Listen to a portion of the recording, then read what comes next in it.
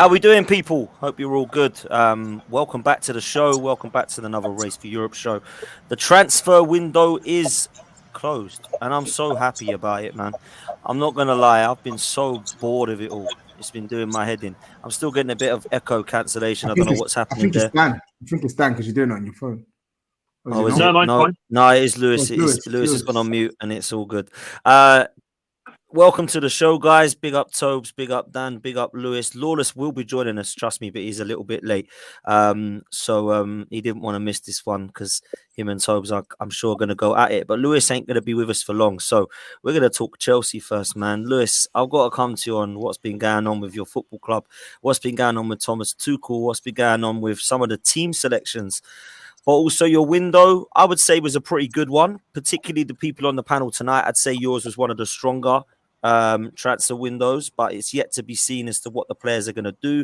Thomas Tuchel has got a little bit of get out of jail free cards with some of the players I think that have been brought in that have, or I believe are going to show some quality. But I'm a bit sort of surprised by a few things that he's doing, bro. We were talking a little bit off air before we went live, and I don't really understand some of the team selections, bro. This Conor Gallagher and a double pivot thing doesn't seem to be working. Kai Havertz and Mason Mount don't, to me, look like they're on form, but they continue to be in the starting lineup. Crying out for a striker, which of now we know that you've got in Aubameyang. Talk to me, Lewis. What's going on, bro? For literally everything you said it perfectly. Tuchel has clear favourites, so he's refusing to drop in Havertz and Mount, who are just playing absolutely terribly week in and week out, and continue to see the pitch. And that's half the reason why all the other attackers want to leave, because they don't get the same game time, they don't get the same level of patience. So Ziyech wanted out, Pulisic wanted out, Cho's gone on loan, and Werner's left because neither of them got the right amount of game time. The midfield as well. Like, it was reported 2 weeks ago that he sees Gallagher as the closest thing to N'Golo Kante on the squad, which is weird. I don't think he should be competing with Kante. I think he should be competing with Mason Mount. And if anything, I'd be starting him in Mount's position in the game on Saturday because Mount hasn't shown me enough. And that's the position that I want to see Gallagher play and be the link between the midfield and the attack. If he can show more creativity, it would work for us, but we're playing him too deep and he doesn't play in that position naturally. Any Palace fan would tell you that he had his best football in the final third, and we're playing him in the midfield third. We're not getting the best out of him. At least now we have a midfielder, but it is a bit of a panic buy. Let's call it what it is. And it's because Tuchel didn't realise until after the Southampton game that we needed a midfielder. He said after the Leeds game he was happy with the midfield that we had. And that was the first time for me where I was like, what are you doing? Because it's clear that our midfield needs adjustment. And we've only just got one now. Zakaria sounds good, but didn't have the best spell at Juve. I hear it's a graveyard for young players, the same way we're like a graveyard for strikers. That's what I've heard from Juve fans. So he could be decent for us. I'm not going to say too much. I'm not going to jump out or anything about it. If it works, it's a bargain for us with an option to buy for 30 million because we need more depth in that position. It's just he's injury prone and all of our other eights are already injury prone as well. So it's like, I'm hoping he doesn't have any of those issues while he's at Chelsea, but I can't judge him until I see him. I won't have a complete assessment on him until then, but I just don't know if it's the right option for us. And it's like there were other options we could have got that we could have been a lot more assured of, but we went in so late that they weren't there. I remember 3 big DM options were gone within the first 3 weeks of the window, which, to be fair, we were still transfer banned at that point. Couldn't do anything about that. But we weren't even going for talks with them. The likes of Alvarez from Ajax. We were linked with him yesterday, but Ajax weren't willing to sell because it was so late in the window. And he was going out saying, like, Ajax aren't being fair to him. They've let other players go for the right price and everything. And it's like, I understand that, but they didn't come in with like the 1 day left of the window for a key player in their squad. I completely get Ajax's stance on it. So whatever happens with the midfield, like in terms of injuries, it's on Tuchel, whatever happens on that front. But even the form has still got a lot to do with the players. We haven't had the right personnel, and we're waiting for the right personnel now to come in and see their impact in the squad. There's been complete drops in form as well, and just awful footballers in some regards too. But we'll see how the new signings work.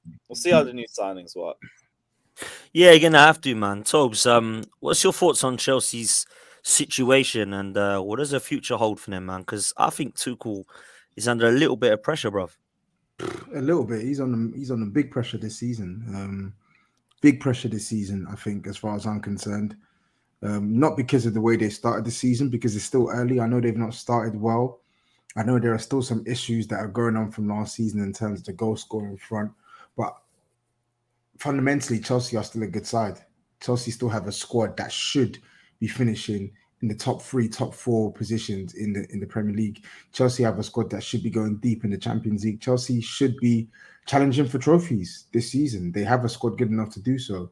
So I think the reason why Thomas Tuchel will be under pressure is not just because of those things I've mentioned, but because he now has spent money to buy players to build the Chelsea team in his image.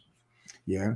He spent 200, close to 280 million. He signed a striker. He signed a winger. He signed a midfielder. He signed a left wing back. He signed the two centre backs to replace the two centre backs that he's lost. And then, of course, on top of that, they topped it up with some academy prospects, which obviously he's not really going to integrate into the team properly this season. So let's focus on the 6 players he signed. Like, you wanted Fofana, even though you knew it would cost XYZ. Chelsea got you Fofana. You wanted Aubameyang, even though you know that Aubameyang isn't a striker who can manufacture goals himself. He needs chances.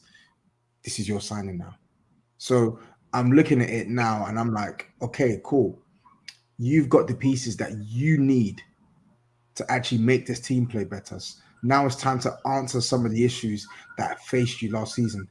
Can Chelsea be a side that can consistently create chances week in, week out?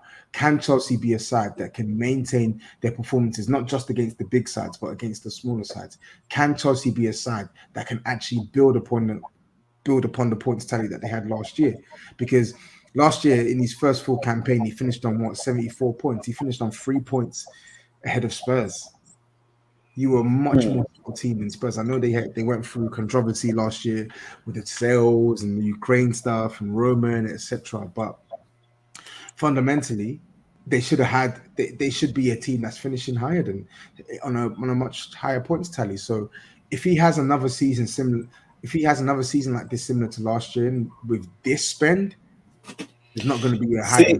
Here's the only thing though, and I understand the money just when you look at it straight up, you think what the fuck, but there has to be context applied to it as well. We've spent about 100 or so mil on centre backs only because we've had to replace what the old regime wouldn't give sufficient contracts to. Like that, we haven't. You could say we've upgraded potentially, but it's a position we didn't need to do, and we were forced into that position. So that money hasn't necessarily improved; it's more replaced.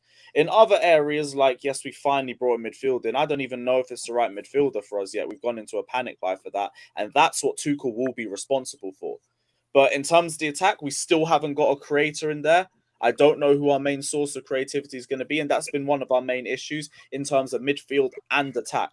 So until that gets addressed, I'm not expecting anything massive from Chelsea. Our season can only really depend on the teams around us. Like, if the signings work for us and other teams seem to fall off, we could comfortably finish top 4, maybe potentially a bit higher, but obviously we're not going near the league title. Don't even need to get into that. If the signings don't really fit in, Aubameyang isn't getting a lot of chances, if Sakari isn't the option for us and we get in and he gets injured, yeah, it's a long season, but I can't really say anything until the new signings come in. The only thing I want to see from Tuchel is he takes responsibility for whatever happens with the midfield and he actually rotates the front line. Because the Mount played 5 games in a row, have done nothing, and they still play while the likes of Pulisic and Broja don't. I guess that's the point I'm making, right? So there are fundamentally in certain games you're struggling to score. Like you're struggling to create, you're struggling to score. So what I'm saying is, yes, those 2 centre backs that you bought were to replace what you lost. I said that in my analysis, but I'm talking more around the attack. You went out your way to sign Aubameyang. You didn't have to sign Aubameyang. He went out of his way to sign Aubameyang. He went out of his way to sign Raheem Sterling. You brought in these 2 attacking profiles. You knew what your midfield was like, and you were looking for Edson Alvarez type midfielder or a Dennis Zakaria type midfielder. So by hook or crook, this is your team now. The team is much more in Thomas Tuchel's image than it was last year. And let's not even forget Cucurella for 62 million.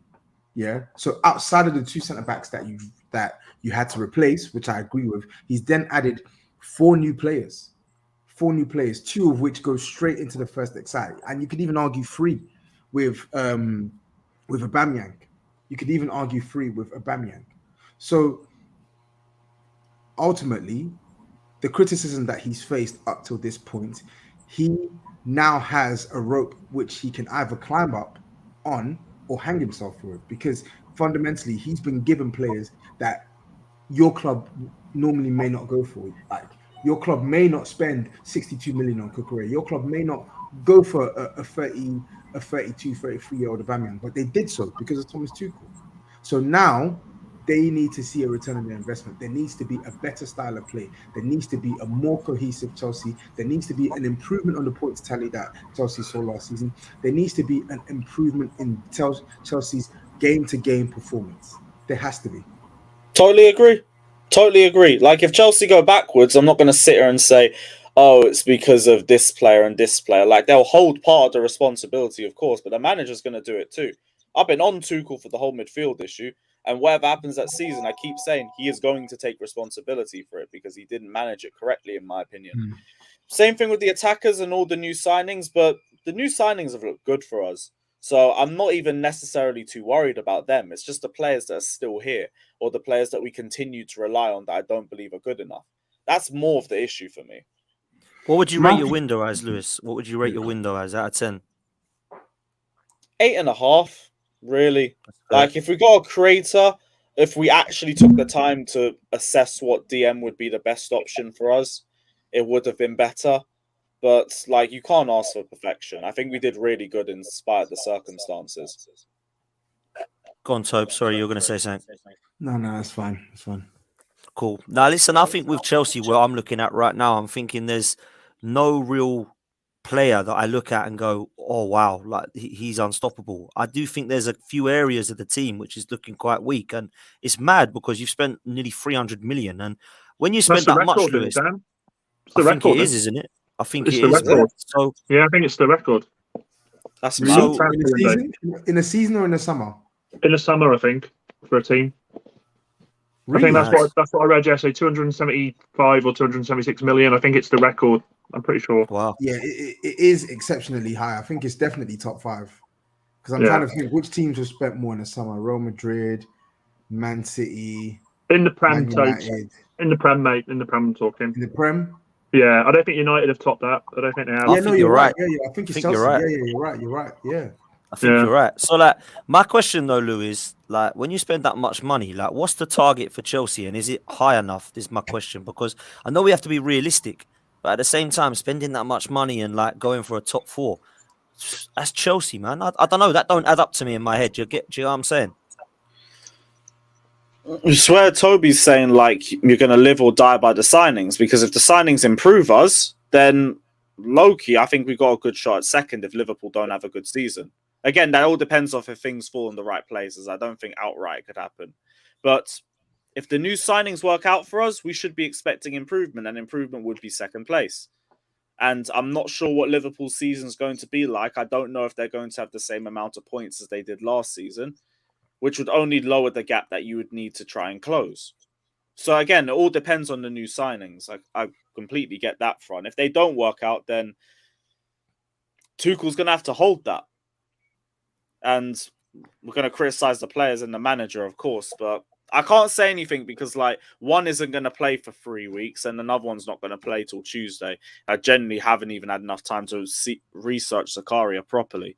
Aubameyang, I do believe he's just going to give you the same movement that someone like Havertz would give you, except he's going to give you a much better finish. And there are games where we make a lot of chances, so I expect him to score more goals. Fofana, like, I'm not worried about. Zakaria, we'll have to see.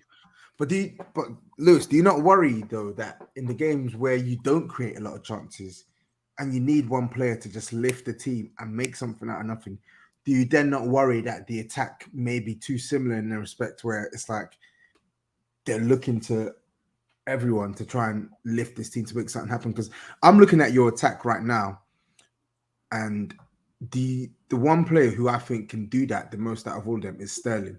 And I think at times, if you put bodies around Sterling, you limit his impact on the football game. And what I'm saying is with Aubameyang, I do think if, like you said, if those chances that Havertz is getting forced to Aubameyang, he's making way more out of them and he's scoring goals. And I actually think Aubameyang will score a reasonable amount of goals for Chelsea. But I just feel like in some of those games where Reece James isn't there, where the team isn't functioning, where you're playing a side that can defend against you better, and you need your striker to offer something outside of his service-led goals, I think that's where you're going to struggle. And I think that's where Chelsea struggled when they had Lukaku up top. That's why we've struggled for years. So I completely understand that.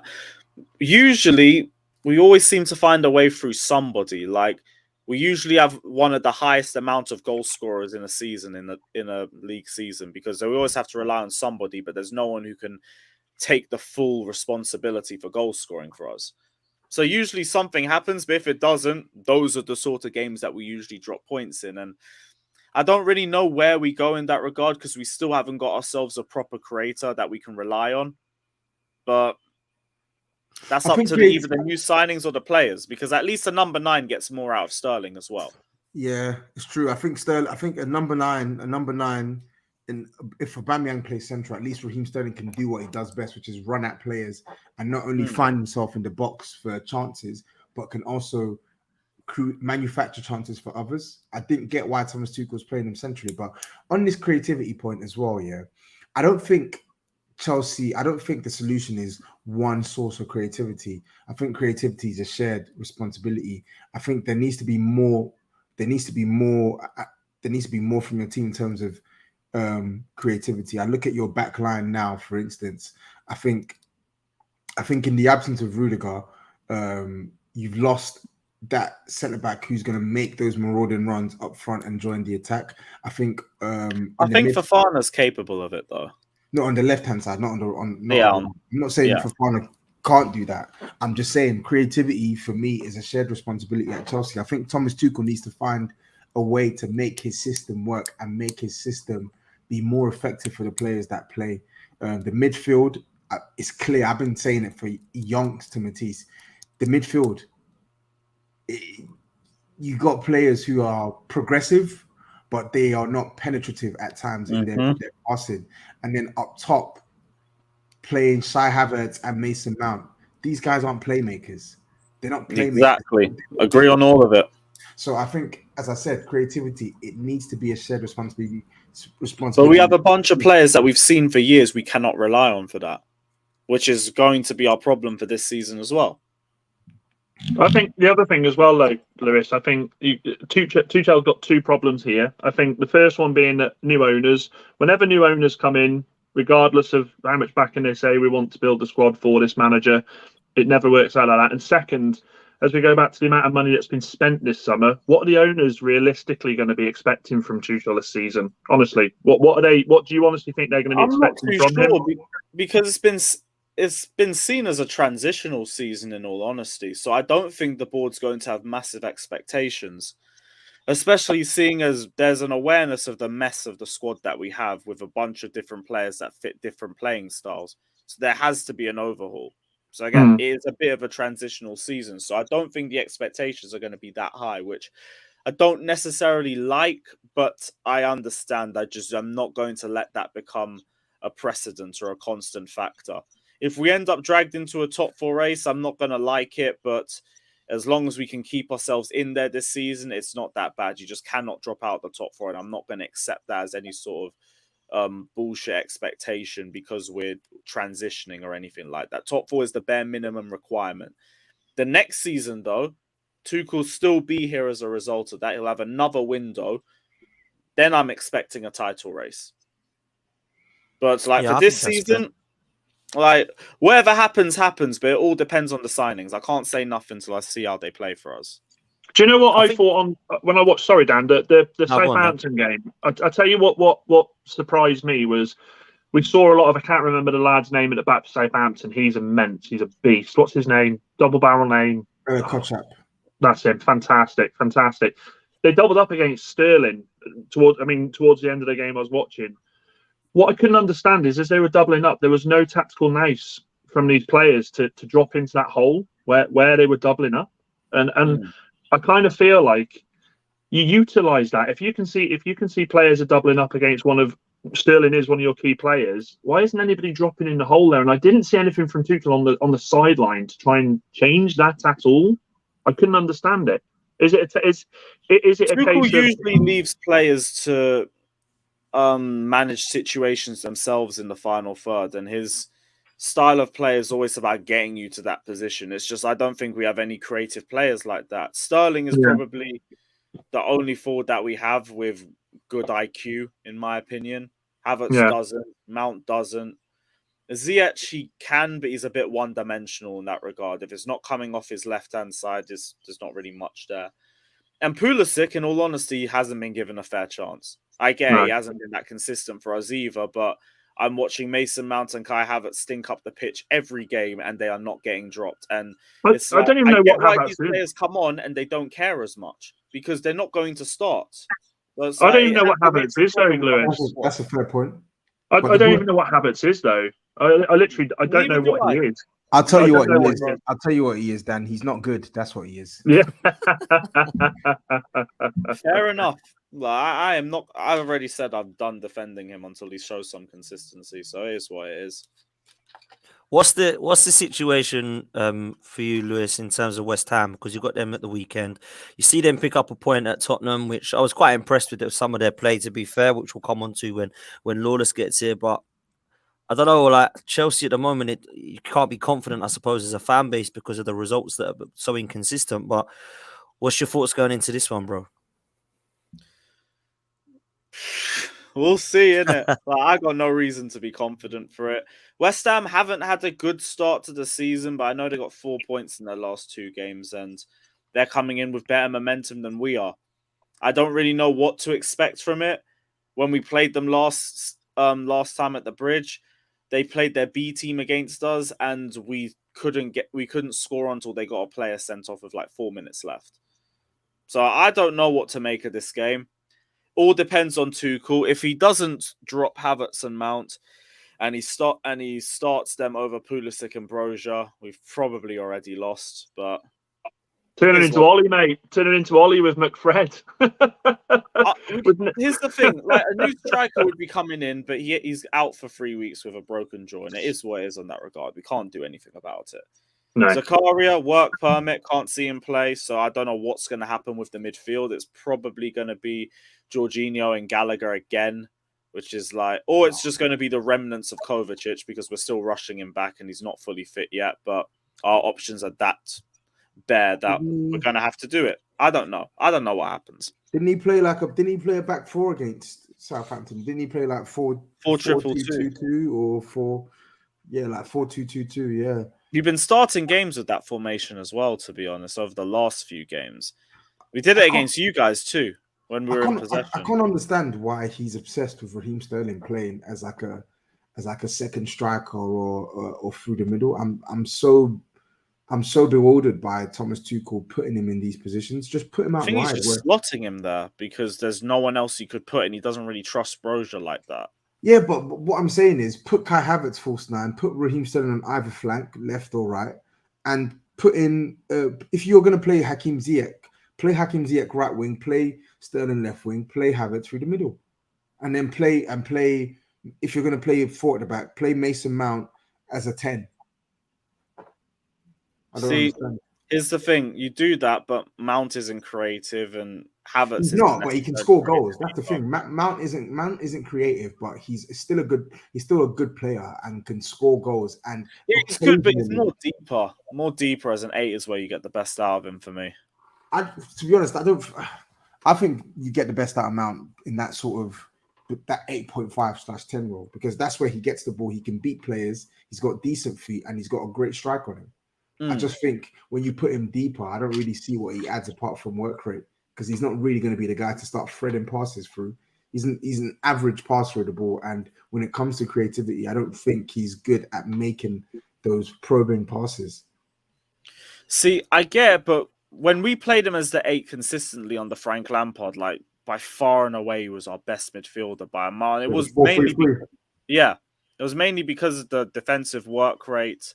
The ball progression as well was unbelievable, but his passing was also much better in that season. I've seen it take a massive dip over the last year or two, and in open play, he just isn't that creative anymore. Havertz is more the same, but at least I see patches of consistency from Mason Mount. I see Havertz turn up for a game or two, and that's about it. And that's our problems with the pair of them, but Tuchel loves to start them. Phew-wee, he stinks. You're right. I wonder what you're doing, man. So we spent 72 million on him. But So I was like this then. I was thinking, what's he doing? Yeah, man. No, I'm literally, with. Lampard didn't even want him, by the way. It was another board signing, so older regime and that. Madness. Go on, Pot. Sorry, I was about to call you Lawless. Listen, I was just gonna agree with everything that's been said on Chelsea. I don't think that we can be sort of getting too much on Lewis's case, because I do think they've got the team there, and I think Tuchel is actually a good manager. Bit confused about what we're seeing of late, I ain't gonna lie, from Thomas Tuchel, but I think that will change when the players do come back. And I can't see.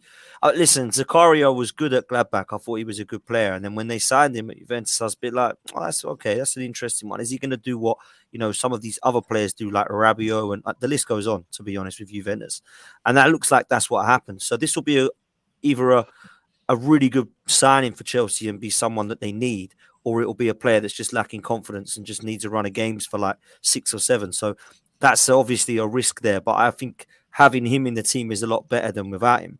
But I must say, I think with Chelsea going into this West Ham one, you really don't know what you're going to get. So just wanted to quickly, before we move to Man United, talk a little bit, Tobs, from you, and then Dan, about your thoughts on this one at the weekend with Chelsea West Ham, bro. I'll start with you, Tobs. Chelsea at Stamford Bridge, yeah? Yeah. I mean, they were fortunate to even get 3 points in the same fixture last season. I would think that West Ham's performance in the second half against us will have given them some confidence. I really, really hope, I can't believe I'm saying this, but I really hope West Ham can take some points off Chelsea, because I hate Chelsea more than I hate West Ham. But yeah, I can see Chelsea winning this game. I feel like they're still finding their feet this season. But yeah, I can see Chelsea winning this game. I can see them winning this game. Not by much, but I reckon they'll nick it like 2-1. Fair play. Dan, what's your thoughts, bro? Yeah, I think they need a performance after Southampton. I think they need to bounce back. I think Tuchel's really. I personally think if he's not consistent by Christmas, he could go. I do. I honestly think that. I honestly do. For me, it's not. I'm not saying he's a shite manager, Lewis. I just think, as I say, new owners coming in. It always sticks with me. New owners. I think they're a lot more likely to be trigger happy than managers. Than with managers. Chairmen who have been there for a long time. Owners. So I just think you need a win, and by any which way necessary, even if it goes in off the cock of Mount in the 98th minute, like Liverpool like to do. I can just see it being a scrappy 1-0. I really think it's going to be a scrappy one, but I think you'll get the win. Yeah, I do fancy. I do fancy Chelsea at Stamford Bridge. I do. I think they just have to. I know West Ham did well, and they need the points also, and they're starting to pick up now with a few of their new players. But Chelsea need coming this, up man. on today's extra time. Chelsea can't do it. Whoops, that was interesting. No, it's calm. I got a bounce anyway, though. Yeah, Lou. Take it easy, my guy. Bless. See you next week, bro. Take it easy, man. Dan, let's come to United before we bring Lawless on. Lawless is going to try and join us in a minute, he said. So, Manchester United seem to have turned their form around, bro. I'm not so sure that I've been too impressed with how well they've been playing at times, but I have been more impressed than what we've seen towards the first couple of games of the season. Now, there's a different approach from Ten Hag, it seems. He's gone with a little bit of youth in terms of pace going forward. I think that's definitely helped them. But we still see some signs of gaps in the team. What I will say, though, is I think that, and it's not a great way to look at it, but I suppose it's better than what it was at the start. You've now got a little bit of a partnership, it seems, at the back with Varane and Martinez. Casemiro's to come back in. Ronaldo's coming off from the bench and doesn't look like he's throwing his toys out the pram too much. Obviously, Sancho, I think, is a player that's definitely got quality. We've all seen it. It's just that we've not seen it at Manchester United yet, and we've seen a little bit of glimpses of that over the coming weeks. Rashford, I still don't get it. I'm sorry, man. I just don't get it. Not sure he's the right guy for you. And I'm surprised that you didn't bring in a striker because I thought you needed one. But obviously, you've got Anthony who could come in and do some damage to players. So looking towards this fixture at the weekend, I'm obviously a little bit nervy just because of the way that it is. At Old Trafford, you've got some new heads. The crowd are lifted now, and Ten Hag seems to be getting his feet under the table. So what's your thoughts as a United fan now? Because a few weeks ago, it weren't great, bro. I'm going to quote the great Heather Small here. 90s vibes coming, guys. Moving on up. We're moving on up. You know it, guys. You laughed when I said top four. You laughed when I said top four. You know what I'm saying? You know what I'm saying? Give me some love. No. No, to be fair, mate, look at Tobs. Tobs' head is being hung in shame. No, mate. You know what? It's been a good week for United. The main thing for me being clean sheets. I forgot what they were as a United fan. You know, I honestly did. Do you know what? I watched it last night. I don't know if anybody in the chat watched it. And as much as we second half completely lost possession, really, I didn't fancy Leicester scoring at all. I just didn't fancy Leicester to score. The problem we had first half, really, really good play. Honestly, I mean, it's all over the internet, that passage of play where we actually string more than 3 passes together. It looked insane. But the problem we had was second half, the attack seemed to just take their foot off the ball. They really did. They were lax. They were lazy. Elanga, he runs. I get it, but he's not the finished article. I completely agree with what you say about Rashford. I don't know, again, what Rashford is at the moment. Is he a striker? Is that what he's going to do? I don't know. So the players that he's brought in, the players that are coming in, seem to be the ones that we need in the right positions. I know it sounds silly saying that. I think with Anthony, Rashford's got a real battle on his hands now because I can't see Sancho being dropped at the moment. He's scoring important goals. When he's on it, he's incredible. Anthony is Ten Hag's boy. You know, that's why we paid 100 million for him. Ridiculous. With regards to Casemiro, I think Casemiro, I love him when he comes on. He seems to do it's what we've been crying out for, picking the ball up, little tight passes, off we go. So it's been a good week. It's been a good week. I just honestly think the team that have had the best transfer window this summer have got to be Ajax. 150 million, 157 million for 2 players. It's unreal, isn't it? It's absolutely unreal. With regards to the back two, the two at the back there, sorry, with Martinez and Varane, love it, really enjoy it. You know, I think we have got a partnership building there, but every week, I'm terrified that we're going to have the usual Varane's pick to knock up. He's going to be out for 3 weeks, and that's what could hurt us. I love the togetherness that the back four have got. You know, back five with De Gea, but they absolutely power for each other. Dalot last night has that tackle. It goes out and it goes out for a goal kick, and they are high-fiving. I don't care if it's against Leicester and people take the piss. That's togetherness that I want to see, and we haven't had that at United for a very long time. They've had the easy times there. So as much as, look, we may not be blowing teams away with our attacking prowess at the moment, that may change hopefully with Anthony. The thing that for me as a United fan is that we're getting clean sheets, and we're going to places that the last 2 or 3 years we've not got results. You know, we go to Southampton last season before, go 1-0 up. You know that we're going to concede. Last night with Leicester, we go 1-0 up. You know we're going to concede. So as long as we can keep them fit, as long as there is that togetherness there that we're starting to see, I'm a happy man. I really am. Happy Manny Danny is here to stay for a while. We'll see what happens. But honestly, it's not been an A+ week, but I put it B+. I really would, just for the way that the defence have really worked together. So yeah, I'm really chilled now. I'm really chilled, and I'm happy to be back in the top 4 race here. So we'll see what happens. Tobs, if Man United beat Arsenal at the weekend, they'll be 3 points behind us, man. It's mad thinking about how crazy they actually were at the start of the season. Do you see any massive improvements? Do you still think there's a lot of work to do? What's your thoughts currently looking at this Man United side, bro? There's still a lot of work to be done. I mean, of course, there's improvements in comparison to the first 2 games because it can't get worse, right? They got hammered 4-0 by Brentford and lost 2-1 at home to to Brighton. So there had to be a reaction, and irrespective of what we think of the Man United team, what we know is that Ten Hag is a good manager. They went for Ten Hag for a reason. So he was always going to need time. And he eventually, even with this heap of dog poo they call a squad, he was always going to make them play a little bit better and get a tune out of them. I know it's a bit too early to say all this stuff now, but listen, we'll see how they perform over the season. I just think with Man United, they've spent a lot of money, like crazy amounts of money, and they're still not looking, in my opinion, like a convincing side that can go on and get top four, which tells you, one, how much of a mess their squad was to begin with in the first place, and two, how difficult it is to actually finish in the top four this season because it's ultra competitive. I did watch the Leicester game. I watched the game in its entirety, and listen, Man United were better than Leicester, but that was by virtue of the fact that Leicester were absolutely awful.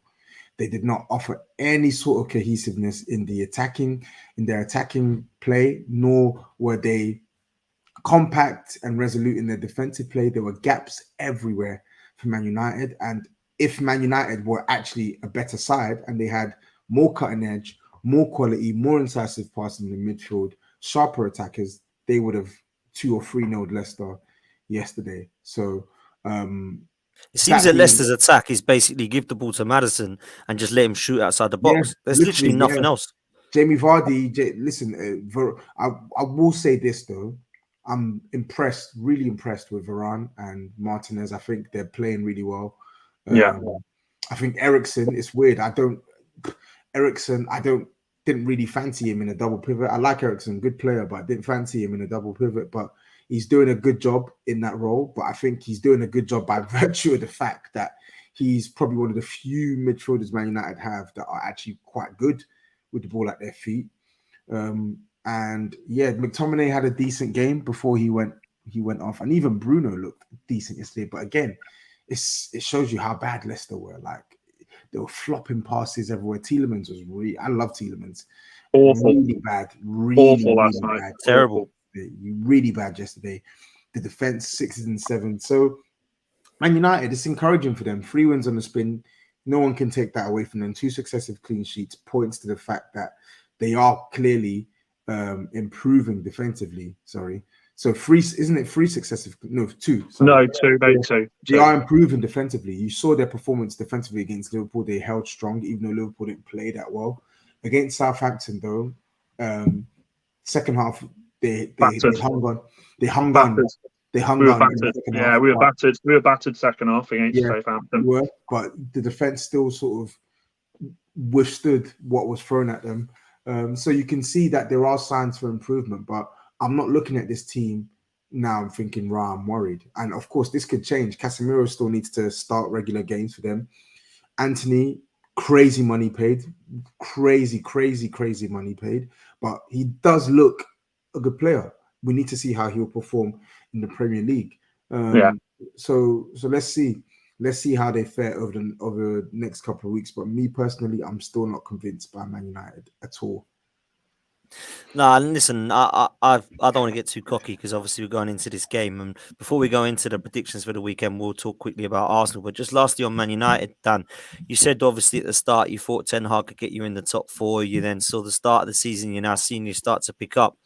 Looking around you, I don't think it's a crazy statement to say that you still fancy your chances to get into the top 4 just for the fact that Liverpool, Chelsea, Spurs, even City at the moment, everybody has dropped points. So it's not like, apart from us at the moment who have had easier fixtures are flying ahead, everybody else is obviously dropping points. So it's not a crazy statement. Do you still stand by that Manchester United can get into this top 4 race, or do you still think there's too much work to do for that?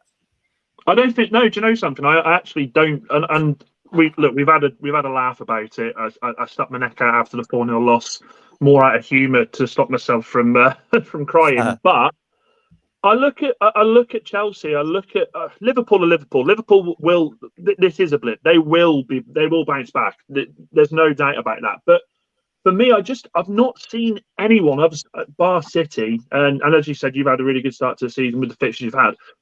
I've not seen anyone yet that I sit there and think, oh Christ, Christmas time, we're going to be 8-9 points behind. I honestly haven't, and everything that Toby says, I do kind of agree with. I do, but there was a difference last night in Ronaldo. Look, I'm not.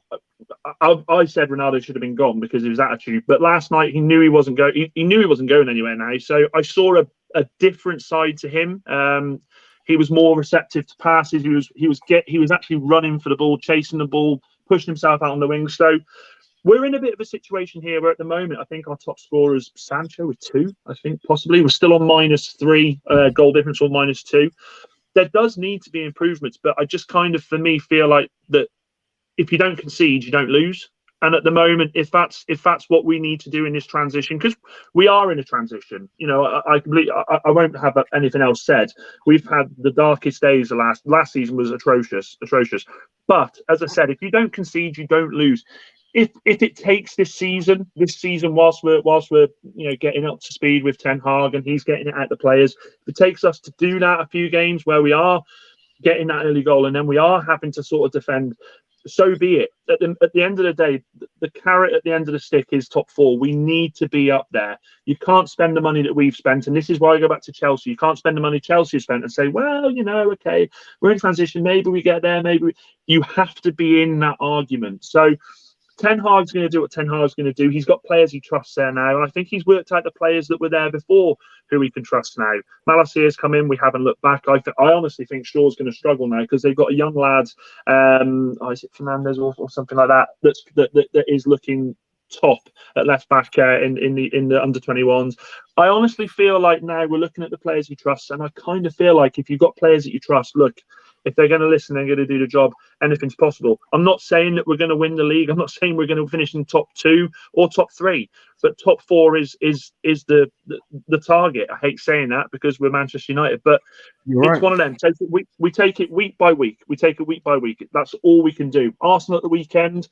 If it had been after the Brighton and Brentford game, I'd have been saying, mate, this is going to be a cricket score. But again, we're working on that defence. It looks a lot more solid. Varane and Martinez look a good partnership. So that's where we are. I'm not saying we're going to go and beat teams 5-6-0 because I completely agree with Toby. We're not that team yet that is going to go out there and get the second, third goal, and that's what worries me a little bit. But as I said, let's just take it game by game. That's exactly what I'm doing, and I'm enjoying it, guys.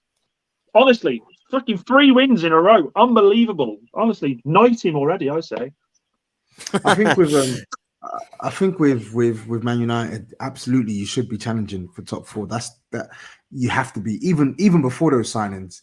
You have to be even before Anthony and Casemiro. Like we all made our predictions that Man United wouldn't finish in top 4, but that doesn't mean you can't challenge for it.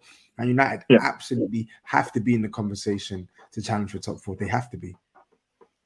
Yeah, 100%. I'll tell you who I do like for Man United just quickly as well. That Malaysia, I think he looks all right. Quality. I think he looks decent. 22-year-old as well, 15 million. I think he looks half decent, bro. I can't lie. So like do you know what, though, Dan? Do you know what it is with Malacia?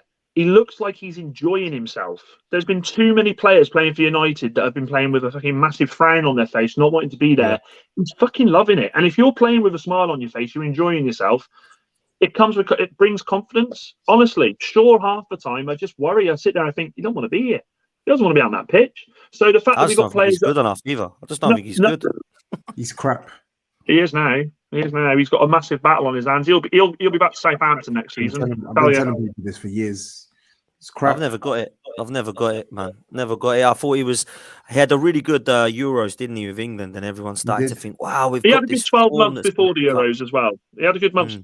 I would say before 6. the Euros, he looked decent. I would say 6 personally, but I think it's gone wrong for him potentially now this kid's come in because he's definitely better from what I can see already. So let me continue. Just before we move to Arsenal, quick, Dan, what do you rate your transfer window at, bro, out of 10? Oh Christ! I mean, the players. If we're talking about the players we brought in, I'd probably say 7. If you're talking about the price we paid for these players, when I'll be honest, we could have got them a lot cheaper if we'd have actually gone from earlier in the season, pre-season. Probably 5. Just on the money we spent, I think it's ridiculous. Fair play, man. Tobs, what about you, man? What would you give United? I would give them I don't know. It depends on how the signings pan out, to be honest. Of course. I'd give them maybe like a 6.5, 7 out of 10.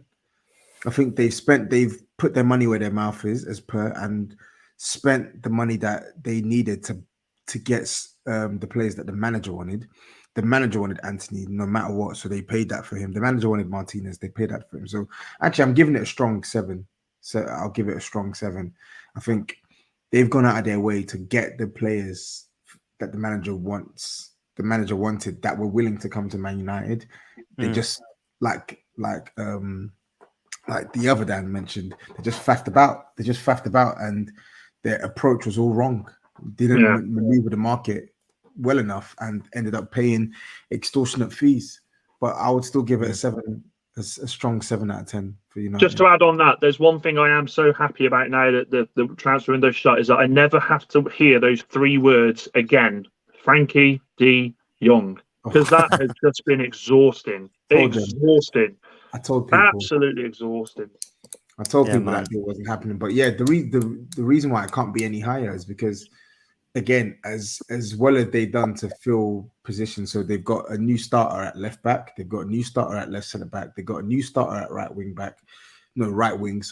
and they've got a new defense midfielder. They've added 4 starters to their team. I should probably even bump it up to 7.5. I'll give it 7.5 actually. But when you look at the team, I still felt they needed a change at right back. One of Dallo or Aaron Wan-Bissaka had to go. Lawless, your noise. Is it bad? Yeah. Turn fake taxi off, mate. We don't hear that. But yeah, so like as good as they've done in parts, I felt like for me, the priority was to get. I think they needed 3 midfielders this summer. Only signed 2, one being 30-year-old Eriksen, and striker. Striker was pivotal. Now you look at their team now.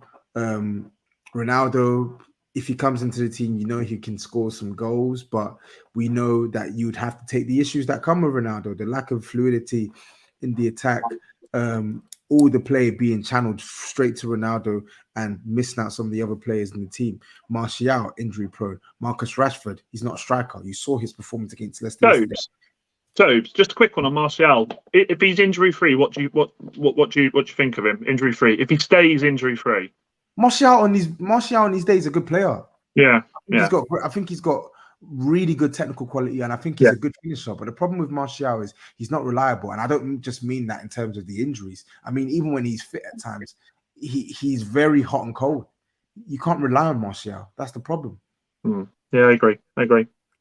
I also agree. I do think that there's times where he looks good, and I actually prefer Martial to Rashford. A lot of people think the other way around, but I just don't agree with that. Rashford. Yeah. I don't get this. Sorry, Rashford someone in the stuff. comments just said Dallo is world class. What? I give up. He's trolling, man. He's trolling. He's got to be trolling, man. I give up. He's got to be trolling.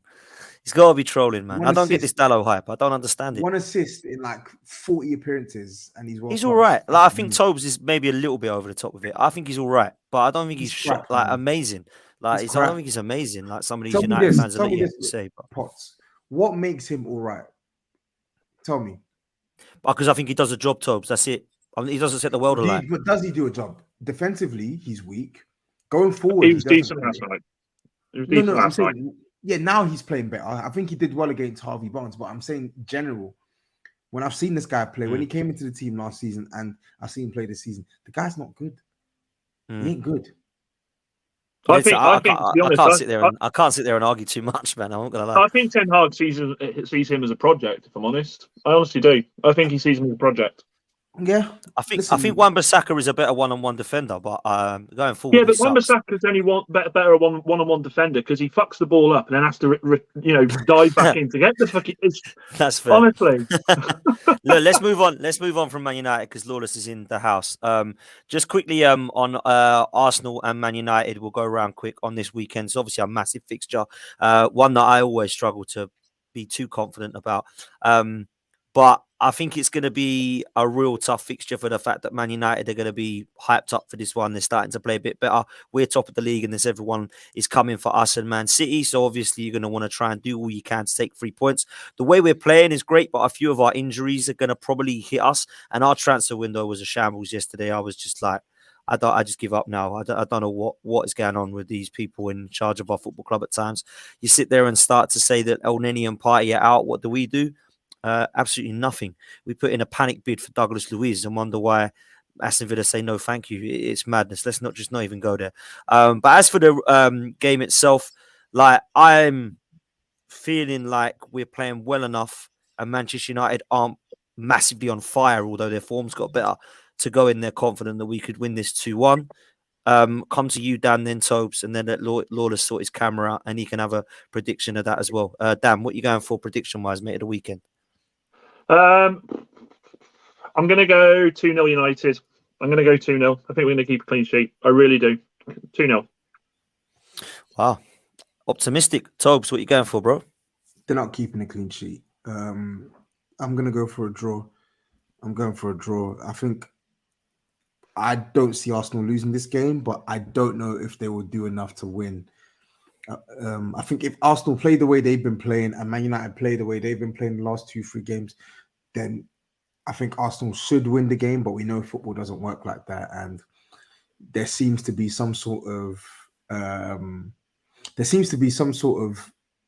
like thing with Arsenal at OT. I know your record in recent years hasn't been too bad there, but more often than not, you end up playing better than United and you never get what's due. Agreed. So yeah, I can see it ending a draw. Fair one, man. Lawless, welcome, bro. I know you've been in and out of Signal, man. But what are you going for the weekend with the Man United Arsenal one, bro? What do you reckon? You can wait. This guy's talking. Can you hear that? Yeah. I'm at Euston. He's going to shut up in a minute. Oh, right, the tannoy, you mean the tannoy? Sorry, man. Yeah. I'm with you. Right, I was thinking, wow, he's got a mega voice. Go on, man. Yeah. So basically, I'm gonna go. I think Man United will just edge it. I think they're hitting a bit of flow now, and I think a few injuries Arsenal seem to have picked up. I think Man United will hand Arsenal their first loss. I can really see that. By the way, I just want to check. Did Tobs hold his hand up and say it actually wasn't a penalty? The right call was made. We've not spoken on West Ham and Spurs. Sorry, what's this? I just had to see because I thought the game was finished. The penalty against that Spurs was supposed to have. I didn't realize you hadn't spoke on it. I was like, I can't let this go without Toby admitting now. No, we've been holding back. We've been waiting for you, bro. We haven't even mentioned West Ham or Spurs. Yeah, we ain't mentioned it, bro. But we were going to do that right now. But I wanted to get your prediction first. But you think United are going to do us? Everyone on this panel would be very happy if that happens. You reckon 2-1? Yeah, we've apparently got the same team that played against Villa. Ødegaard and Ramsdale, apparently they're okay. Zinchenko, Partey and El Neni are the ones that are going to miss out. That's what I'm hearing. Ben White's been assessed, and I think he's going to be okay. So if it's the same team against Villa, Lokonga and Xhaka were good enough in midfield against Villa. Are they going to be good enough against Manchester United? That's the question mark for me. I'm a massive, massive fan of what I've seen from Granit Xhaka in these first 5 games, but we all know he's a red card away from being liability. Lokonga did really well against Villa. I was really impressed with some of the other performances. I think Jesus and Martinelli looking absolute class, man. Them two together, it's raised Martinelli's game. And Saka looked a little bit sharper the other night as well, which I was impressed with. So I think if we get that form carried on, then it'll be a really good game because I think Man United will see a couple of new faces and they'll be all up for it as well. So I'll go 2-1 Arsenal and be optimistic. But yeah, I think Tobes is probably going to be correct here. I think we could cancel each other out and it be a draw. Let's move to West Ham, Tottenham, man. Listen, Tobes, I'll see you on Wednesday after the Aston Villa game. You said you watched Arsenal when we were peppering their goal and only just about got the result against Villa, which to be fair should have been a lot more comfortable. But I didn't see any of the West Ham Spurs game at all because, of course, I was at the Emirates. All I seen is match of the day. And I looked at West Ham in the second. Was there match of the day? Say again? Was there match of the day? I completely missed it. I need to watch it tonight. I didn't realize there was match of the day midweek. I thought you'd been serious. I thought you were. I thought he was on a wind up. Yeah, I No, thought I'm you were being dead winding me up. serious. I didn't realize No, they yeah, done Yes, it yes. on the week. Yeah, there's I match watched of the it. day, bro. And I I have watched to it. I say, watched the it. second half, West Ham should have won, man, from what I see on match of the day. Christ. Mm. So we'll come with Tobes first, and then we'll let Lawless have his say. What did you make of the game, Tobes? Yeah, it was a game of two halves for us. I think we were okay in the first half. I think West Ham were awful in the first half, and the thing is, Lawless will probably say I'm being over the top here, but I think they were awful. I think they had their best moment of the game came courtesy of a shot from Antonio outside the box that hit the crossbar. Really good effort from Antonio. Otherwise, they weren't really offering much in that game. I thought they tried to drop deep and close off passing options into our midfield, but we were still finding gaps. We were still able to play the ball to our midfielders, who could then play the ball into our attackers, who could then try and initiate attacks. I felt going into the break, we were good value for a 1-0 win. Not to say that we battered them or anything, but we looked like we were the better side. And to be honest, it was more down to the fact that West Ham just looked like they just weren't offering much. And then second half comes, West Ham were much better than Spurs. I'll be real, we were bad, we were really bad, and they were really good. I felt like this time they were dropping deep, but they were actually closing off the space for us to sort of pass in certain positions in the pitch. Like for instance, we couldn't get the ball as much to Perisic. I felt like they did that intentionally because they saw one-on-one. He was destroying Kufa every single time. He had him 1v1. He was destroying him. And Lawless will attest to that as well. But yeah, second half, I thought they defended against us really well. I felt like the influence of our midfielders faded. The influence of their team grew. They created the better openings in the second half. I won't even deny that. And to be honest, we're fortunate that the two openings they had in the closing stages didn't go in their favor. Otherwise, we probably would have been staring at a defeat. It just wasn't good enough. The build up from our defense was awful in the second half. Like there are just some players that are so bad. Even the goal itself, Lloris doesn't want to pass to Sanchez because he knows that if West Ham press Sanchez, he's going to lose the ball. So he tries to kick it. He kicks it out of play. West Ham take a throw in from Kufal. Our whole midfield switch off completely. Højbjerg and Basuma switch off completely. Terrible. And lose Souček, the guy who I've been slating. You don't know how much internally I was angry. I was angry that piece of shit scored against Spurs. Like, I don't rate this guy one bit. And for him to ghost into our box and score a goal like that, really good goal to be fair. Great flick from Antonio, great finish. It makes me sick. It makes me sick that we concede to this guy. So all in all, I can't really be too mad at a draw. It's a game we lost last season, but I'm mad at the performance. I feel like in those type of games, we have to be way better. And I've said that for like the third week in a row now, where the performances are not matching what I want to see in the team. The performances are not matching what we saw last season towards the closing stages. We know we can play better. We know we're capable of creating more chances, but we didn't create many chances against West Ham, nor did we take better care of the ball. So both things have to improve. Before I bring Lawless in, Tobs, I just want to get your opinion on the West Ham goal, man, because it was a shambles, bro, in part. Like Lloris, I don't know, Lloris gets it wrong. Yeah. Højbjerg is, I don't know what he's doing. He's moaning, then he's not looking, he's not concentrating. And like you say, just let Souček walk into the box. Like the guy's not quick. The guy's, yeah, I'm a little bit with you on Souček. I think he's not great, right? But he comes in and I'm looking there thinking, that's just poor all round from Spurs. Poor, bro. Dyer does the right thing and gets touch tight to Antonio. And for all intents and purposes, I actually think Eric Dyer had a good game. I think he did relatively well against Antonio because Antonio is not an easy person to sort of keep a lid on. And I couldn't believe man of the match was given to Antonio because I don't really think he was that influential in West Ham's overall performance, but he was influential in the goal, of course. But yeah, the midfield, they just switch off. And Lawless knows that I was praising Højbjerg for his performance in the first half because for me, he was the best player for Spurs in the first half. He was picking up the ball from the defense and he was actually finding the attackers constantly. And then I think second half, Declan Rice hits him with a horrible challenge horrible challenge in the second half, and his performance just went Beautiful challenge. from that to that. So yeah, man, it was poor. It wasn't just him. Basuma as well in the second half, switching off for that goal. He got better, Basuma. He got better as the game went on. But yeah, massive gaping hole that Souček can just run into and score.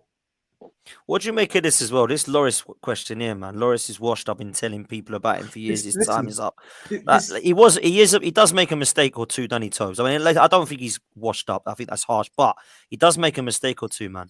He does. Lloris does make a mistake or two, but I don't think that mistake is the type of mistake that people see with Lloris loads. Like, we know that Lloris isn't good on the ball. We know he's not good on the ball. He's not the type of goalkeeper you want when you're playing out from the back. But you would be lying to yourself if you say that Lloris hasn't improved in this aspect over the last couple of months. Yeah, I think yesterday on the game itself, we had simply too many players that aren't good on the ball. We already know Lloris isn't good on the ball, but normally he has Romero in front of him. He has Dyer in front of him. He has Davies in front of him. He has Perisic. But when you have Lloris and you have no Romero in the team, you still have Chicken Real starting and you have Sanchez starting. You've got like 3 shaky warriors there in possession that can create panic. For the team. I'm not going to sugarcoat it. I've said it. Lloris is not good on the ball, but he has made improvements in this regard. His passing, his kicking has been better. His play from the back has been better. Yesterday was a return to the old Lloris, or Wednesday was a return to the old Lloris, and it just wasn't good enough. And that guy saying that Lloris is washed, clearly he hasn't been watching Spurs the last 2.5 years. Talking rubbish. Lloris has been one of our best players. He thinks that we had like joint third most clean sheets last year. I think he had something like 16 clean sheets. What, you think that this is just purely down to a defense constructed out of Sanchez, Dyer, Romero, Davies? Like, do you think that's just purely down to the midfield? No, it isn't. No, Lloris will save you more points than he costs you. Way more points. Yeah, definitely. I agree with that. I agree. Yeah, and I think that's fair, to be honest. I don't think he's a goalkeeper that doesn't deserve criticism, because I think he does make mistakes most seasons. There's 1 or 2, but what I will say is that he does definitely save points as well. While Lawless is finding his spot, Tobs, Lawless is walking Let his me know toes. how to do a sound check, because I've come outside. Yeah, that's fine. Is Yeah, that that's okay? fine, man. We can hear you, bro. Yeah, we're all good. It's all good, man. Just quickly with Tobs, your transfer window, what would you rate it? I was consistent on here rating it 7 out of 10, but I'm gonna drop it to a 6. I think it's definitely not been a bad window. I think a lot of people are going over the top now because they've seen some of the performances and they've seen some of the players that we meant to sign that we didn't sign. I look at it as like a glass half full, glass half empty. Half full in the sense that we've targeted 3 problem areas in our team. The supplementary striker to the supplementary forward to our attack. Yeah, we didn't have anyone on the bench who could give us what Richarlison can and will give us in the weeks to come.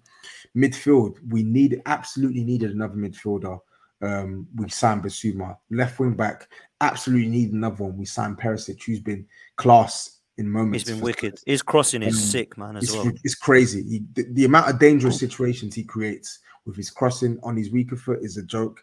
And then even Jed Spence, he's a project player, but he plays right wing back. So you could say that we've gone out to try and sign players in 4 problem roles. But the reason why it's glass half empty is because we knew we needed 2 centre backs, and one of them had to be a 30 starter. We've not done any of that. We've only signed 1 centre back in Lenglet, and he's not even a guaranteed starter. He could be an upgrade on Ben Davies. He could be an upgrade on Dyer because he's better on the ball than both, but he doesn't just walk in and push them out of the team. You need Romero back, bro. You need Romero back. We needed that, and he will be back this weekend.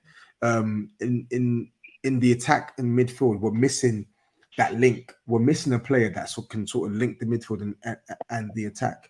Kulusevski is one of our most creative players. Harry Kane plays that role, but we need that when Kulusevski isn't on it, when Kane isn't on it. We need that option off the bench. We need that option in rotation. We didn't get it. Right wing back, I like Jed Spence, but I wanted someone with a bit more experience.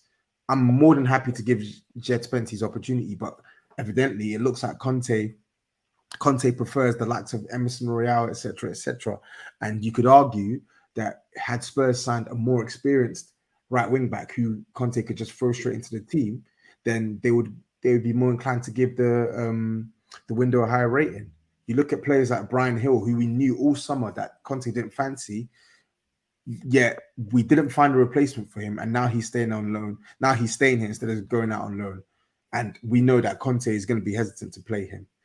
Japhet Tanganga, we knew that there was a high chance he could leave this summer because we're looking to sign a centre back. We don't sign a centre back, but we keep Tanganga. We now have Sanchez, Royal, we now have Sanchez and Royal, who are flat out awful on the ball. We have Tanganga, who is not that good on the ball, but he's better than those two. We have Davies and Dyer, who are average on the ball at best, and we have Romero. So he's probably Romero and Perisic, who are actually comfortable with the ball under pressure. I don't just mean passing; I mean receiving the ball and playing with the ball under pressure. We only have like 2 or 3 players in Lenglet, Perisic, and Romero who can do that. And when we're a team who can play it, when we're a team with the manager who wants to play out from the back, we need players who are comfortable with the ball. We need players who can be comfortable with the ball and receive the ball when they're under pressure. And we have too many players who flap under pressure. And even when they're under no pressure, we have one too many players who are still not good enough on the ball. You don't even need to pressure Davinson Sanchez for him to turn over the ball because he just can't dribble, pass, or carry this ball. You don't need to pressure Emerson Royale on the ball because he can't pass or dribble with this ball. Tanganga, I like Tanganga, but he's more of a defender's defender than his ball play. So we needed to target some of these areas to improve the side, and we've not done that, which is why some Spurs fans are up in arms the way they are. So there are good things we've done. There are not so good things we've done. All in all, it makes for a decent window. It could have been better. Yeah, I think what you've said there is spot on, and I think you're a couple of players short, particularly at the back. Lawless, let's bring you in, man. You've been waiting patiently, my guy. So go on, man. Finally, you're asking for a player rating. He gives you his life story. Jesus Christ, man. Jesus Christ. My battery's draining here. Like, what the hell? Then get home, innit? No one asked you to go and tour the London, tour the England when you knew you were doing the street. TV or something, man. Give the subscribers a reason to go to your channel. Jesus Christ, man. Lawless, your time. Your mic is yours, man. Right, fucking hell. Spurs versus West Ham v Spurs. Yeah, Tobs kind of summed it up well for the most part. Definitely game of 2 halves. They had the first, we had the second. We weren't great in the first half, but he suggested, it was just really that Antonio chance. There was a few times we got in behind him, but Bowen was just a shambles that game. Giza couldn't stay on his feet, falling over. He was a mess. Really weakest player. The only player I can say really at the end of it, just that deserves to be dropped after that. Really poor performance. Everyone else overall in the 2 halves can hold their head and say, do you know what? I'd give something. Kura, I thought he had an excellent game. Yeah, he gave away the own goal. It was very unfortunate. Positioning could have been a bit better. It's just one of those, but his overall play was excellent. They had the penalty shout at first. That's what I was alluding to Tobs. Now, to be fair to Tobs, I didn't see this myself. It's only since coming on and checking social media. The ball hits Creswell's head first, then his arm. So because that's the reason it was ruled as not a penalty. Did not hit his arm, hits his head. So no penalty. So correct decision. Agree, Tobes? I don't really care, to be honest. You don't care. You care. No, I don't care. It doesn't reflect my view of the game. I even said it. But hold up, you had a lot to say about it there. You was raging about it. You had to say, whoever fixes. Yeah, at the time, I wasn't happy that we didn't get the penalty. But then you can even check back the stream. I even then went on to say, listen, we got it in our favor against Chelsea. We got it against Saturday. Just go and win the game. So when I did my post-match analysis, I didn't mention the penalty. I don't care. Yeah, I know you didn't mention it, but that's a part of the game. How can you analyze a game, without mentioning a key pivotal moment? Yeah, no, you're right. You're right. It could have helped if we had the penalty, but we still went 1-0 up after that. And we had the responsibility to close out the game, and we didn't do it. Yeah, I saw it on Match of the Day, and I thought it was a penalty. I saw it on Match of the Day, and then when they slowed it down, personally.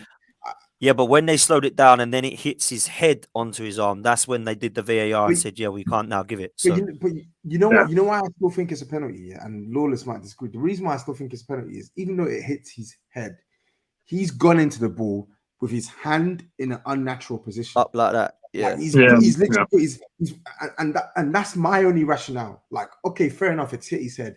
If that's your reasoning, fair enough. But my reasoning is, why is your hand so high? If you're going for a header, yeah, why is your hand hit? He's like 5'7". Like you need, listen, take it for someone like myself. You need to use your upper body to help elevate you. You need to use your arms. Lawless, I thought you were 6'4". I thought you were 6'4", brother. That was a camera tricks. He's a midget. Yeah. Tyrion You know, so, but that's what I'm saying. Like, that's what he's done. And you see a lot of football players, they jump up. That's why sometimes they lead with their elbow. It's he hasn't blocked the shot with his arm. He's blocked the shot with his head. And then the subsequent impact is it's bounced off his head onto his arm. So I think that ultimately that was a fair decision. Yes, Spurs, shambles defending from us. And we go 1-0 down, like such a shit goal to concede. And then you're thinking it's an uphill battle. But thankfully, we got to half-time. I was saying to Lamar, who's the other West Ham fan, like, let's just get to half-time, let Moyes sort them out. And he did. He got into them. And I have to give Moyes credit because they came out a different team. Same way with Aston Villa. We need to be not this second-half team. And we had, like, over the balance of the whole game, we had the better chances. Clear cut. I thought Son was terrible. Shouldn't have even the way Tobs was fighting for him in the starting lineup, even though we was doing it off form, the combined 11. We weren't doing our form because we you can put talk about Paqueta there. We put Paqueta there, and he came on. And I didn't even notice he was on the game. He was in the game for large parts. Who? Paqueta. What did he do? Shut up! How did you not notice he was in the game? What did he do? I literally said it on. I even said it on the DR Sports. I said there was even a point where I was like, oh, raw. I completely forgot he's on the pitch. You weren't even, because you weren't watching him. You weren't paying attention. Like every West, as soon as he come on, he gets stuck in, tackles in, moves the ball around. Oh, sorry, control, you signed him for 51 million to tackle. My bad. Fucking he did. He was getting onto the ball, controlling the game. Obviously, he had that situation. Shit. What are you talking about? He didn't control the game. You're lying. You're lying. All right, controlling the game strong. But he added presence in the midfield, a much needed presence. Oh, sorry, he added a body in the midfield. Oh, wow. It weren't just the body, it's what he was doing with it. He was breaking up play as an attacking midfielder, getting on, winning the ball early. Lawless. Paqueta is a silky player. Yeah, you know when he's had a good game. Stop trying to fool us and tell us that, oh, yeah, he was good. Because we know what a good Paqueta game looks like. And I promise you, it's not that. Listen, what I'm saying is you can't sit there. I can't sit there and slander Paqueta. He was brought on late, and I already saw in that time signs of what he can do. This ain't the finished article, Paqueta. This ain't full powers. No, that's what I'm saying. But I'm saying what I saw, he wasn't poor. He didn't have a bad game. Bro, okay, so let me ask you this. So he came on the pitch. Richarlison came on the pitch for us. Who do you think looked brighter out of him or Richarlison when they came on? The reason why you're saying that, look at this two different players, because this is why that Richarlison looked bright. Moyes brought on Ogbonna and put him left back, right? He put him as a left back. Bad mistake. So Richarlison, Ogbonna has no pace. Richarlison's tearing him, right? He had him on toast, tearing him apart. Then Moyes makes another substitution. He brings on Emerson, moves into a back five. Then all of a sudden, Richarlison's quiet. He goes quiet. Richarlison only shined because of a poor tactical decision that Moyes made in that moment. That's why. But Paqueta, his first ever appearance for West Ham, he hasn't done any training, no preseason, nothing. Comes in, hasn't got to, and you saw how he didn't get to gel with the players when he had that situation with Emerson, where Emerson leaves it for Paqueta. Paqueta doesn't realize he's going to leave it for him and doesn't, take the shot. So that's why I was impressed with Paqueta based on context. But none of this was impressive. None of this was impressive at all. And that's the point I'm making. You came on you came on, you were even tweeting it. You're like, oh wow, like I thought Paqueta looked great when he came on, all of this stuff, and I'm like, you're just forcing it. And Because there's no need you to weren't force it. looking at him. Like I was sitting there and I was gonna watch every You don't time need to he do this. touched You the win, ball. you win. I'm wrong. You win. No, but I'm saying you're looking at the whole game, right? I decided I'm gonna focus exactly on what this guy does. And if you're telling me that you saw Paqueta and could not see the potential and the class that he offered, I'm not saying he was man of the fucking match or he did fucking run the show. What I'm saying is he showed class there. He didn't do anything wrong in the game. I can't believe we're arguing over this. Listen, I only saw match of the day, man. But Flipping all I saw Paqueta do was mess up with him and Emerson together, and one of them should have taken that shot and buried I'll it. show you. I'm going to send you a lot of highlight clips that someone made. Oh no! Please. I'll send you the highlight clips of Show what me he the comp. I want to see the comp. I'll show you the comp because, like, I'm just saying, like, he showed his quality. I'm not expecting him to run the show already, but he did what he did. Antonio, he should have thrown himself at that chance as well at the end.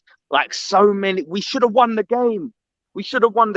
But it made it a bit sweet that Tobs, he was so angry after the game. It was hilarious. The guy was fuming. He looked like how he looks now. That was his fuming. I was angry because I wanted to win this game, and in the first half, the game was there to be won, and we didn't go ahead and win it. So why would I not be angry about that? Why would I be happy? I'm not saying you should have been angry. I said it was just enjoyable. It made the draw feel a little bit sweeter. It just put a little cherry on top. You can celebrate it. You can celebrate a draw against us at home all you want. That's fine. Excuse me? Is this you? It's me. Yeah. It's me. It's fucking me. It's me. Yes. You're at home. And you're celebrating a point against us. Oh, it's different if you're at home. Like the ground that you play at, coming from behind, yeah. When we hear, Conte hype, the big Spurs, look at all the signings we made. Look at the quality players. Best front three in the league. You spent more than us. So I'm expecting to see something this season. But those players we spent more than you on aren't even ready yet. They haven't been playing. They haven't been started. Scamacca was ill. Scamacca wasn't even in the squad. Johnson wasn't available. Aguerd injured. So listen, what? You can't sit here. Romero didn't play. So talk about the transfers. I mean, you can't talk about transfers. Does the Lawless? I've got to mention it because I know you want to. Does the Souček goal make it a bit sweeter for you? Oh, it made it so sweet. When I realized he scored, I got up in Toes' face. I was giving him the Souček. Oh, it was beautiful. The quality, and Souček had a great game. And I've criticized him, not just the goal. He was my man of the match. And I'm not mad at Tobs. Was he man of the match? Højbjerg was better than Souček. He thinks Højbjerg, right? Højbjerg shit himself, yeah. Declan Rice put that tackle on him, yeah, to let him know you're in a fucking London derby, son. And that's how I know these West Ham fans are rotten pieces of scum. The guy is celebrating a potential ankle breaker. Go watch that challenge. How is that a potential ankle breaker? Bro, go watch that challenge again. Højbjerg's foot is planted on the ground, and Declan Rice has crunched him, and he's basically rolled his ankle. And this guy's celebrating that. He hasn't rolled. This is the same guy that celebrated when Ogbonna got injured, by the way, that kept him out. When did I celebrate when Ogbonna got injured? You celebrated it. When did I celebrate when Ogbonna got injured? Don't lie. You tweeted it. It's on your tweet. You tweeted it. I remember it. I'll never forget it when you celebrated Ogbonna getting injured. But did Højbjerg get injured? Did his ankle get broken? No, it didn't. Oh, so sorry. Because his ankle didn't break. Because his ankle didn't break off the impact. Oh, sorry. I meant to look at the challenge more positively. What are you even saying here? And Declan Rice got the ball first. He made contact with the ball first. He went through the man to get the ball, which is why they gave a foul, bro. That's why they gave a foul. It's contact sport. It's a contact sport. What are you even saying here? Didn't want it's not a contact sport. He's gone through the player to get the ball. What are you talking about? That's what you do sometimes. So it's a foul then. If that's what you have to do to get the ball, Yeah, then it's I'm a not foul. saying. Listen, you can say it's a foul, whatever. You, What I'm you saying said he is, laid his marker down. I said, yeah, you mean he aggressively attacked the man's ankle to you're get trying the to ball. take the moral high ground. That's Crazy. the problem. You're There's no trying to. moral high ground. There's no You moral high are. ground at all. You You're said that Declan Rice celebrating. laid his marker down. You mean he almost tried to snap his fucking ankle? That's what He you're saying. didn't try to snap his ankle. He just listen because he didn't snap it, did he? If he wanted to snap it, he would have snapped it. If he wanted to snap sorry, it, that makes him hard, doesn't it? No, I'm just saying. If he wanted to, he could have, but he didn't. Yeah, but Højbjerg shit The things himself. you celebrate, fuck me. He shit himself. I'm not even celebrating. I'm making a point that your midfielder shit himself after that. The guy that you're trying to say is man of the match, yeah, he was anonymous. He's at fault for conceding that goal because he was just shitting himself, mate. He was terrified. That's football. That's derbies, mate. That's derbies. So. You know, Go on, Dan. if it had been the other way around, mate, you would have been loving it. Can we have a mid-season meet-up drink? I think we fucking need it. Yeah, we're gonna need it, aren't we? We're gonna need it with these two, I tell you. Listen, just lastly, because we have been going long, and I know your battery's coming to a close, Lawless. Just lastly, I want to know your thoughts on West Ham, Chelsea, and then Tobs. I don't even know who Spurs have got, man, at the weekend, but just some predictions. Villa at home, did you say? Fulham. Oh, Fulham at home. Sorry, man. I was going to say Villa got City. Let's start with you then, Tobs. What are you going for, man? Spurs. Fulham are a decent side, man. I can't lie. The way they're playing, it's not going to be easy. 2-1. 2-1 Spurs. Fair play to you, man. I agree with you. I think Spurs will get the job done. Lawless has dropped off, but I think Spurs will get the job done. That's good timing for you, bro. Good timing for you. You two crack me up, man. Dan, what are you going for, Spurs? I'll go 3-1 Spurs. 3-1 Spurs. I'm going. A comfortable win as well. West Ham, I think Chelsea will beat them 2-1, so I can't see West Ham coming. I was going to get Lawless to score, but we're going to wrap it up there, man. I think his battery has definitely run out. Oh, no, he's jumped back on. Can you believe it? He's jumped back on. Yeah. Wow, he's jumped back on. Lawless, Man there, like bro? Lawless. Man like Lawless. Are you there, Lawless? Hold up. Just plug my phone in. There we go. Quickly, West, before we close, West Ham, Chelsea, mate, at the weekend. We spoke to Lewis before he had to shoot off. What's your thoughts on that one, man? It's a tough one, as Tobes likes to say. It's at the bridge. And we hardly win there. So yeah, look, they're a bit of a shambles at the moment. They've signed some good players who I don't think will be ready. I think Matisse told me Fofana will play, but obviously Aubameyang probably won't play, and their other signings. So I'm weirdly confident. But I don't think we'll win. I've said sort of 2-2-1, or I think it'll be another draw. But I think I want to see Paqueta come straight in and start. Hopefully Scamacca's back. If we had Scamacca against Spurs, by the way, we would have won, without a doubt.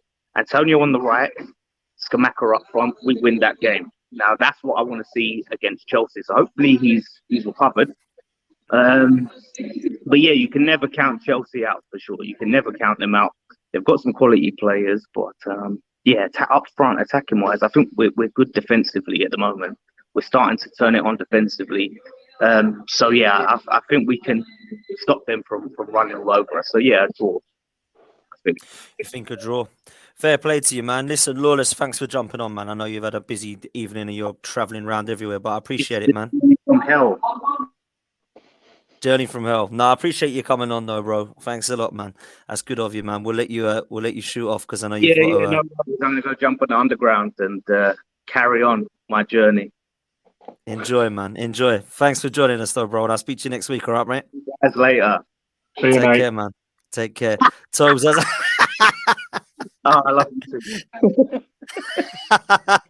Tobes, as always a pleasure. Make sure you're getting involved with Tapping Tobes over on his channel. Great content as far as Spurs are concerned. And of course, at Football One, go follow Dan United.